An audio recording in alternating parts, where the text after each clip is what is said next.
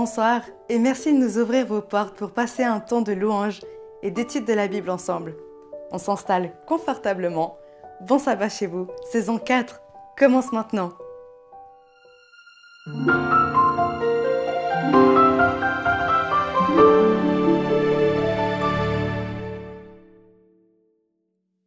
Nous voici aux portes du sabbat, ce jour mis à part par Dieu lui-même, comme nous le ferions pour un rendez-vous important. Préparons-nous à cette rencontre de communion avec notre Créateur. Nul besoin de vous apprêter, ouvrez juste grand votre cœur et vos oreilles et entonnez ce chant de louange pour recevoir notre invité spécial, Dieu.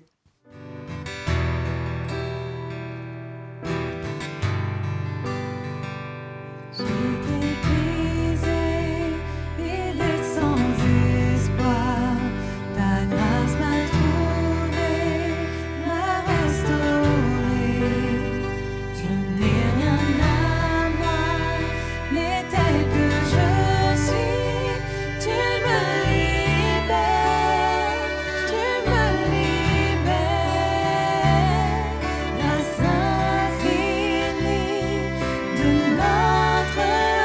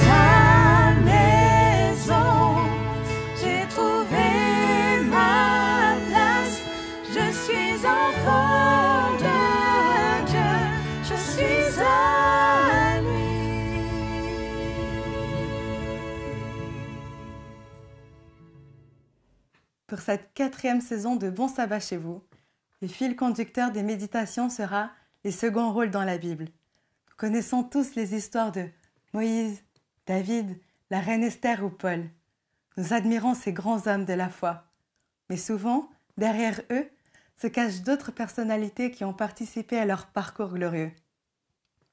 C'est à eux que nous allons nous intéresser, à commencer par Aaron, frère de Moïse, mais pas que. Écoutons son histoire. Bonsoir et bienvenue à Bon Sabbat chez vous. Tout d'abord, je voudrais vous remercier de votre fidélité à cette émission de début de sabbat. Nous sommes dans la 4e saison qui traite sur les personnages secondaires de la Bible. Merci pour tous vos commentaires et vos partages chaque semaine. Comme vous le savez peut-être, je suis le producteur de cette émission et en tant que tel, je dois organiser les enregistrements avec les invités, les personnages qui vont traiter dans leur présentation. Je dois aussi vous avouer que notre personnage de ce soir, Aaron, n'a pas vraiment la cote. J'ai proposé son nom à au moins 20 personnes différentes et au final, c'est toujours un autre personnage qui a été choisi. Voyant le temps passer et que personne ne choisissait de parler d'Aaron, je me suis dit qu'il fallait que je le fasse. Mais je dois vous avouer que moi-même, je ne l'aurais pas non plus choisi. Alors ma première chose que j'ai dû réfléchir, c'est pour quelle raison Aaron a cette impopularité? Pourquoi est-il moins intéressant que tous les autres personnages secondaires de la Bible? Oui, pourquoi une telle impopularité? La raison que j'ai trouvée est en fait sa gestion en tant que leader lors de l'absence de Moïse. Imaginez la scène. Son frère Moïse était sur le mont Sinaï pour recevoir les 10 commandements directement écrits de la main de Dieu et gravés sur la pierre. Pendant qu'Aaron, lui, le faible, cédait au désir de ce peuple tellement imbibé de la culture égyptienne qui réclamait désormais d'adorer un Dieu visible. À cause de cela, s'en est suivi une grande débauche. La faiblesse d'esprit et le manque de courage pour défendre Dieu et son frère, à ce moment-là, ont marqué Aaron à vie. Soyez francs avec moi. Si on vous demande de réfléchir au parcours de vie d'Aaron, cet épisode qui vous viendra en tête le premier, n'est-ce pas? Alors, je me suis dit qu'il fallait que je me plonge dans la vie de ce personnage pour trouver en quoi Aaron pourrait être une source d'inspiration pour nous, au lieu de le condamner à vie à cause de cet épisode. Aaron est le fils d'Aram et Jochebed, parents modestes et craignant Dieu. Il a épousé Elisheba avec qui il a eu 4 enfants, Nadab, Abihu, Éléazar et Itamar. Son histoire s'étend de l'Exode jusqu'à Deutéronome. On constate que différemment de son petit frère Moïse, dont la vie est racontée depuis sa naissance, Aaron ne fera son entrée dans le récit biblique que bien plus tard, à 83 ans.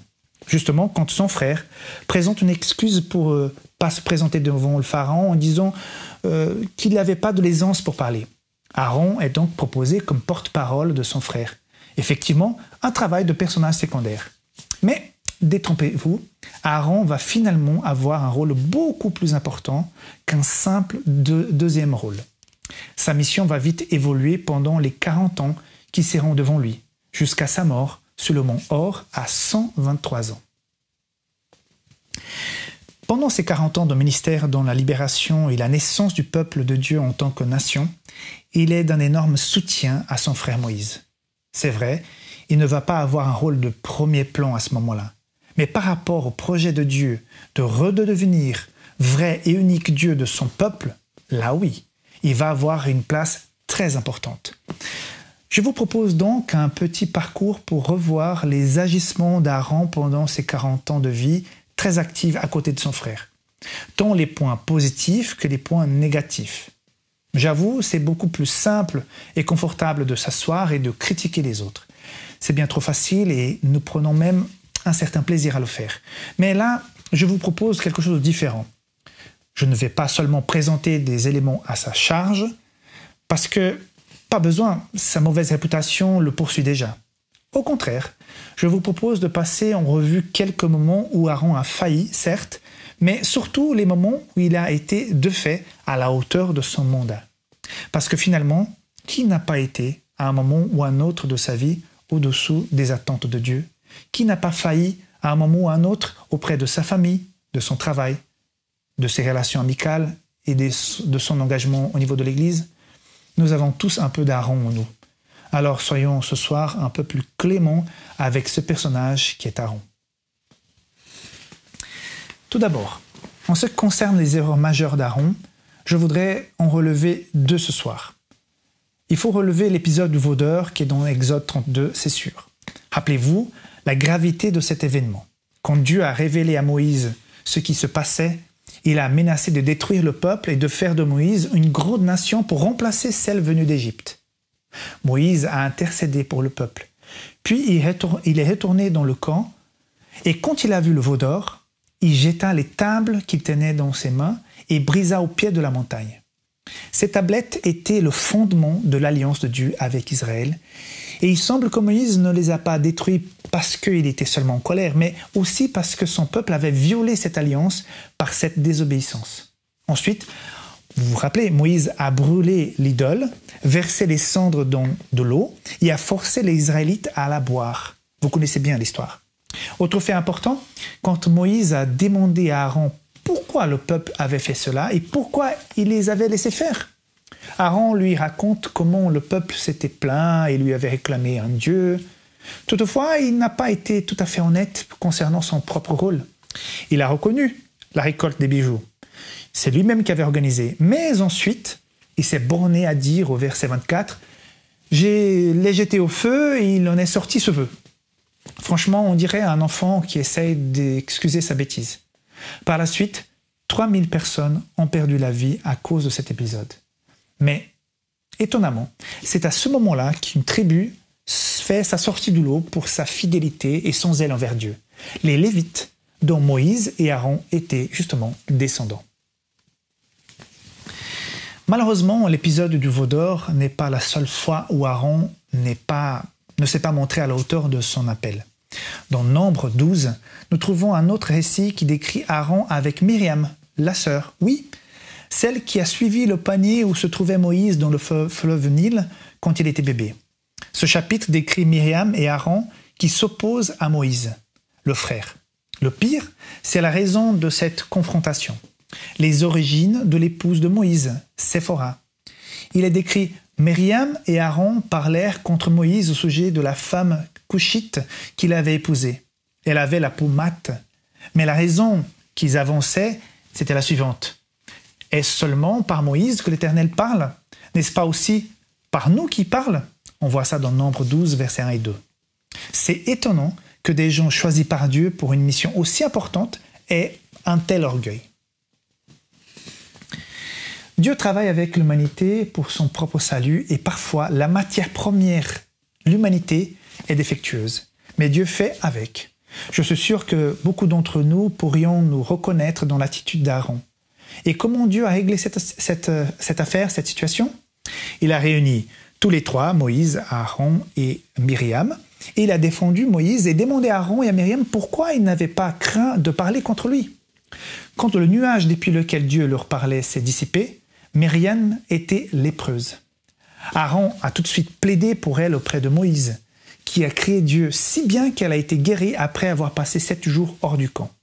Il est intéressant de constater que c'est uniquement Myriam, mais pas Aaron, qui a été frappé de la lèpre. Aaron, plus sensible à Dieu et plus rapide à reconnaître ses torts, a plaidé pour Myriam en reconnaissant ce péché et sa folie en demandant à Moïse de ne pas faire subir une telle conséquence à leur sœur. Son attitude semble manifester une repentance sincère. Alors là, c'est bon, les deux éléments à la charge, c'est fini, mais même s'il y en a d'autres, arrêtons-nous sur ces deux tristes épisodes. Il est temps de voir maintenant les bons côtés du mystère d'Aaron pendant 40 ans. Tout d'abord, il ne faut pas le voir tout simplement comme un homme de main de son frère, comme un simple aidant. Non, Dieu l'a traité de la même manière que Moïse, mais son appel n'était pas celui de Moïse. Certes, Moïse était son chef, comme on peut le voir dans Exode 7, il a été subordonné à son jeune frère, mais d'un autre côté, Aaron et sa descendance ont été appelés par Dieu à être les grands prêtres, ce qui est un immense privilège, un vrai honneur. Nous lisons dans Hébreux 5.4. « Et personne ne peut devenir grand prêtre simplement parce qu'il désire un tel honneur. Il doit être appelé par Dieu pour cette œuvre, tout comme Aaron l'a été. » Donc l'auteur des Hébreux fait référence à Aaron comme un grand prêtre qui a aidé à préparer le peuple au grand prêtre parfait, qui est Jésus-Christ. Il a été le premier grand prêtre d'Israël. C'était un bon orateur, un bon prédicateur. Il attirait les foules, comme on voit dans Exode 4. Il était obéissant au Seigneur et c'est lui qui portait l'éphod où se trouvaient les pierres commémoratives pour les 12 tribus d'Israël. C'est justement par l'éphod que Dieu répondait par un oui ou par un non aux questions de la nation avec les pierres appelées Urim et Tumim. C'est comme si Aaron portait sur lui le seul téléphone mobile capable de communiquer directement avec Dieu. Quel privilège! En plus, on lui a confié la tâche très spéciale de l'expiation. Il a été le premier à représenter Dieu lors de cette cérémonie si importante de demande de pardon à Dieu. C'est aussi par Aaron que Dieu manifeste son pouvoir, comme dans l'épisode où le bâton d'Aaron a englouti tous les bâtons des magiciens égyptiens. Dieu l'a utilisé aussi dans la bataille contre les Amalécites, puisque c'est lui qui a aidé son frère Moïse à tenir le bâton vers le haut pour que son peuple gagne la bataille. Lorsqu'ils sont arrivés au mont Sinaï, Aaron était parmi ceux qui ont reçu la permission de s'approcher de la présence du Seigneur. Ce groupe sélect était composé de ses 2 enfants, de Moïse et de 70 autres anciens. Au-delà de tout cela, je veux désormais m'attarder sur 3 épisodes montrant la force de caractère et le courage d'Aaron, ainsi que son appel tout spécial reçu de la part de Dieu. Le premier épisode est quand 4 hommes ont mené une révolte contre Moïse et Aaron. Coré, un lévite, conspira avec 3 Reubénites, Dathan, Abiron et On. Ils se sont soulevés contre Moïse avec 250 autres Israélites. Ils étaient des chefs de la communauté, des membres du conseil, des hommes considérés. Ils les attaquèrent en disant ceci: « Ce n'est assez, c'est la communauté tout entière qui est sainte et l'Éternel est au milieu de tous. De quel droit vous mettez-vous au-dessus de la communauté de l'Éternel ?» Il s'agit à la fois d'une revendication d'ordre religieux, certes, contre un monopole sacerdotal, et d'ordre politique aussi, contre le pouvoir théocratique que l'Éternel exerçait par le biais de Moïse. C'est donc Coré, le rebelle, qui a ouvert le bal et rassemblé autour de lui, en plus des Reubénites, encore ces 250 hommes. Ensemble, ils ont protesté contre Moïse et Aaron. Il est surprenant de constater que cette fronde n'est pas composée des gens simples, mais d'hommes qui ont une position d'autorité dans leur tribu. Ces soulèvements, ce n'est pas une mince affaire. En surface, Coré revendiquait le droit au sacerdoce de tous les Lévites, mais au fond, c'est par la jalousie qu'il se révolte, car il en a marre d'être un simple prêtre. Mais c'est sur l'ordre de Dieu que Moïse a institué la classe de prêtres issus de la famille d'Aaron, et qui, en vertu d'une consécration rituelle particulière et complexe, avaient seul le privilège d'entrer dans le lieu saint et de faire brûler l'encens. Pour régler la chose, Dieu dit par Moïse ceci dans Nombre 16, 4 à 7. « Demain matin, l'Éternel fera connaître celui qui appartient et qui est saint et peut venir en sa présence. Il fera approcher de lui celui qui choisira. Voilà donc ce que vous ferez. Que Coré et tous ses partisans prennent des encensoirs, qu'ils les remplissent de main des charbons embrasés et qu'ils répandent de l'encens devant l'Éternel. C'est celui que l'Éternel choisira qui est saint. » Le lendemain, Dieu envoya une plaie contre 250 rebelles du côté de Coré et aussi contre les familles reubénites de Dathan et Abiron.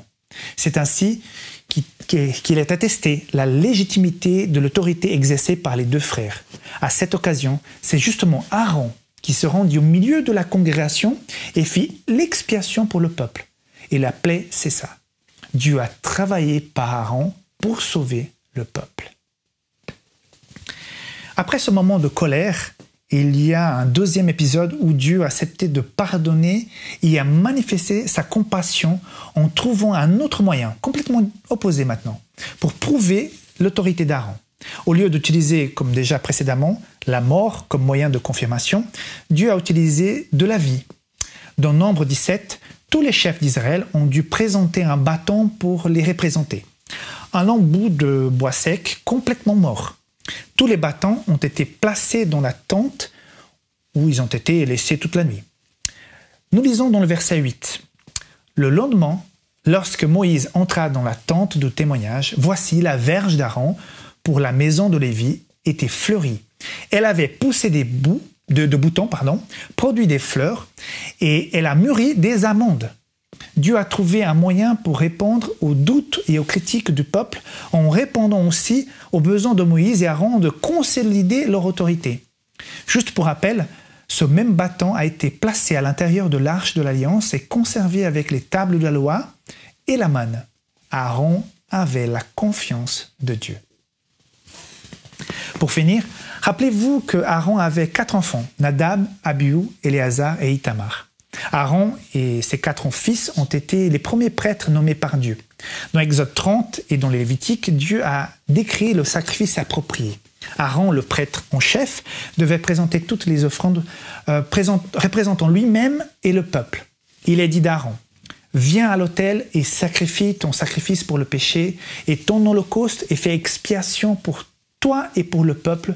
Sacrifiez l'offrande qui est pour le peuple et faites l'expiation pour lui, comme l'Éternel l'a commandé. » Donc, il était surtout clair que Dieu enverrait son propre feu pour consommer le sacrifice en signe de sa présence. Or, Nadab et Abihu ont allumé l'offrande dans les encensoirs eux-mêmes, avec leur propre feu qui était profane et donc sans la présence de Dieu. C'est-à-dire qu'ils ont préparé une offrande d'encens pour leur propre bois d'allumage et non sur l'encens sacré de l'autel de bronze. Cela a été considéré comme un feu étranger ou contre nature.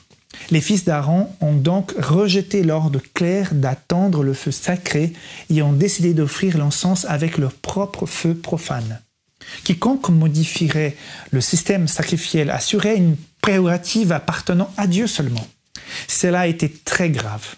Donc, Nadab et Abihu se sont tenus devant l'autel d'or, celui des parfums, avec leur encens, et tout à coup, le feu sortit de devant l'Éternel et les dévora. Ils moururent devant l'Éternel. Le plus dur, c'est qu'Aaron et les autres prêtres survivants ont reçu l'ordre de ne pas pleurer. Cela s'appliquait parce que le deuil dans ce cas pourrait être considéré par le peuple comme une accusation de sévérité excessive envers Dieu. Le peuple et les prêtres devaient se soumettre à un jugement juste. Si les prêtres ou un péchaient de cette manière, le blâme pourrait retomber non seulement sur eux, mais aussi sur le peuple. Cela a dû être un moment extrêmement dur pour Aaron. À ce moment précis, comment trouver l'équilibre entre l'amour pour ses enfants, certes qui ont commis une grave erreur, et l'appel de Dieu pour son service en tant que grand prêtre, représentant directement Dieu dans le service d'expiation? Aaron se tient là, silencieux, entre ses 2 fils survivants et les 2 autres morts. Selon notre regard d'aujourd'hui, par un contact habituel avec le péché que nous avons, un tel jugement peut paraître très sévère. De telle manière, solennelle, Dieu a établi ici une nouvelle alliance, une nouvelle relation avec son peuple, et à cette occasion, il revendique une relation sainte avec son peuple. Ces personnes, comme nous aujourd'hui, avaient besoin de redécouvrir la sainteté de Dieu. Comme dans le Nouveau Testament, dans les premiers temps de la formation de l'Assemblée, Ananias et Saphira ont également connu un jugement comparable pour avoir menti au Saint-Esprit dans Acte 5. Le plus important dans cette histoire, c'est que habituellement Aaron devait brûler une partie de l'offrande, qui était un bouc, et manger le reste. Mais ce jour-là, il a fait brûler tout l'animal, sans que lui et ses 2 enfants survivants le mangent. Moïse, quand il a appris cela, il était furieux. Il vient leur parler et il va dire à Aaron que ce n'était pas correct. Mais Aaron répond: « Voici aujourd'hui même, ils ont fait leur sacrifice pour le péché et leur holocauste devant l'Éternel. Et cependant, il m'est arrivé ce que tu sais. Si j'avais un jour comme aujourd'hui mangé la viande du sacrifice pour le péché, l'Éternel aurait-il approuvé ?» Quand il part comme ça, Moïse écouta ses raisons et les trouva bonnes. Aaron reconnaît humblement le bien fondé de l'état d'esprit de Moïse, mais il fait appel aussi aux circonstances tragiques qui ont troublé la cérémonie ce jour-là. Moïse se rend à ses raisons. Il y a des situations où l'émotion et l'amour interviennent et prennent le pas sur la lettre de la loi cérémonielle. Voilà une fois où c'est Aaron qui apprend quelque chose à son plus jeune frère. Dieu n'a rien redit et il comprend la souffrance d'Aaron. Au vu de ces épisodes, nous pouvons constater que malgré ces erreurs, même très graves d'Aaron et ses enfants, il est aussi vrai qu'il était comme nous. Même s'il a raté la cible quelquefois, il était aimé de Dieu. Son appel et son comportement courageux lors des autres événements que je viens de vous présenter montrent également un homme plein de confiance en Dieu et en qui Dieu faisait confiance et qui a su le défendre et à d'autres moments a su vraiment être à côté de son frère. Au moment de l'annonce de sa mort, il n'a pas non plus réagi. Il a accepté que son heure était venue et a paisiblement passé le bâton à ses enfants survivants. Je suis sûr qu'il attend le retour de Jésus, non plus pour être un prêtre, un représentant de Dieu, puisque avec lui, nous serons tous directement en contact direct avec Dieu, pour le voir face à face, malgré les moments où nous avons fauté ici-bas. Dieu merci. Dorénavant, je le vois Aaron différemment. Aaron a été lui aussi un grand homme et son exemple m'inspire aujourd'hui. Puissions-nous faire preuve de plus de grâce, de miséricorde avec ceux qui ont commis des graves fautes publiques, parce que leur vie ne se résume pas seulement à cela. Apprenons à regarder leur vie dans une espèce de globalité, à valoriser ce qu'ils ont fait pour le bien et surtout à nous rappeler que nous ne sommes pas mieux qu'eux. Je vous souhaite donc, avec cette histoire, avec ce témoignage d'Aaron, un très bon sabbat chez vous.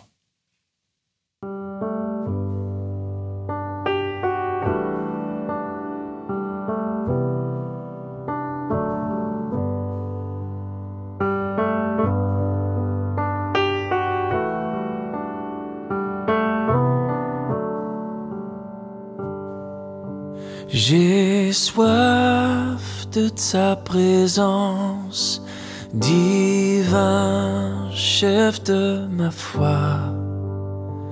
Dans ma faiblesse immense, que ferais-je sans toi? Chaque jour, à chaque heure, j'ai besoin de toi. Viens Jésus et demeure auprès de moi.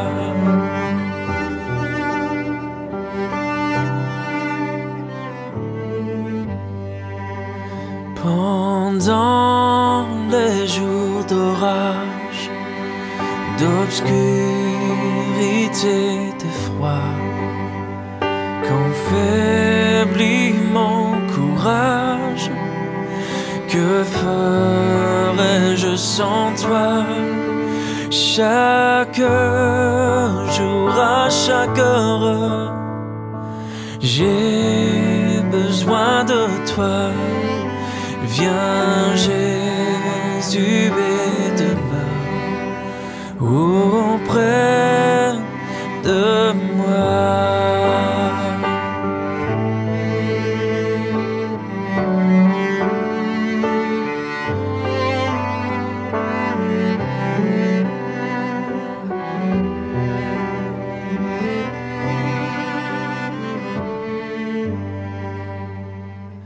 Oh Jésus, ta présence, c'est la vie et la paix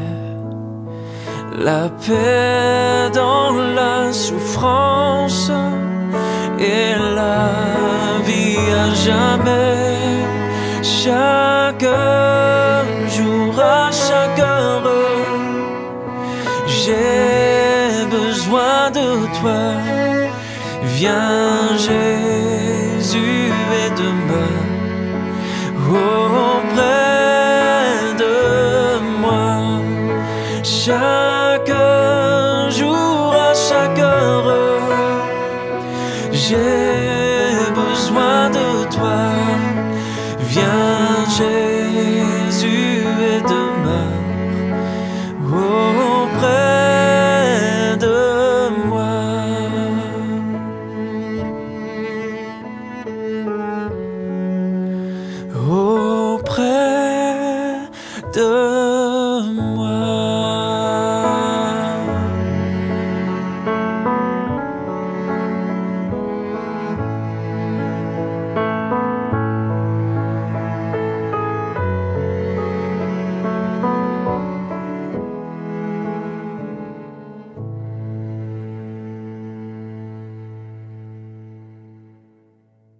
Plus qu'un simple frère, Aaron a donné de l'assurance à Moïse dans la quête de libération du peuple esclave en Égypte.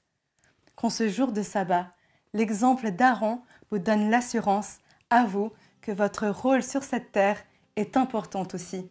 N'hésitez pas à envoyer cette vidéo à un proche qui pourrait en ce moment se sentir inutile ou tout de moins secondaire. En cliquant sur le bouton « Partager », diffusons un message d'espoir. Je vous remercie d'avoir passé ce moment avec nous.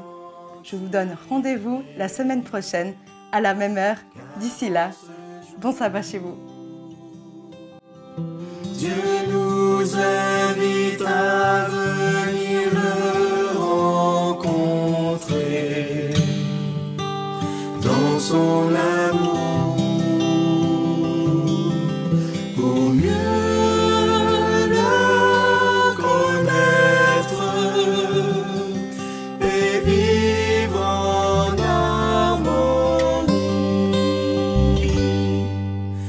avec Dieu notre Maître qui donne la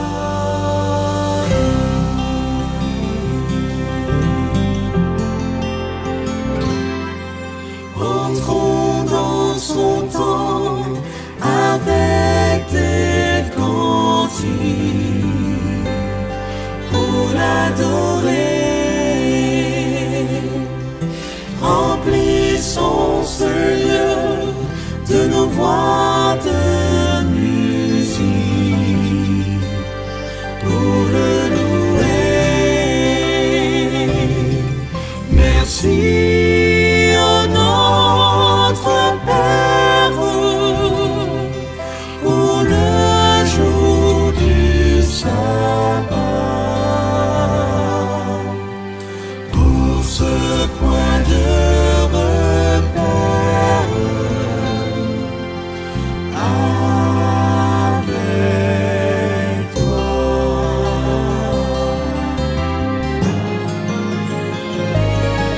Souviens-toi du sabbat pour le sanctifier, car en ce jour,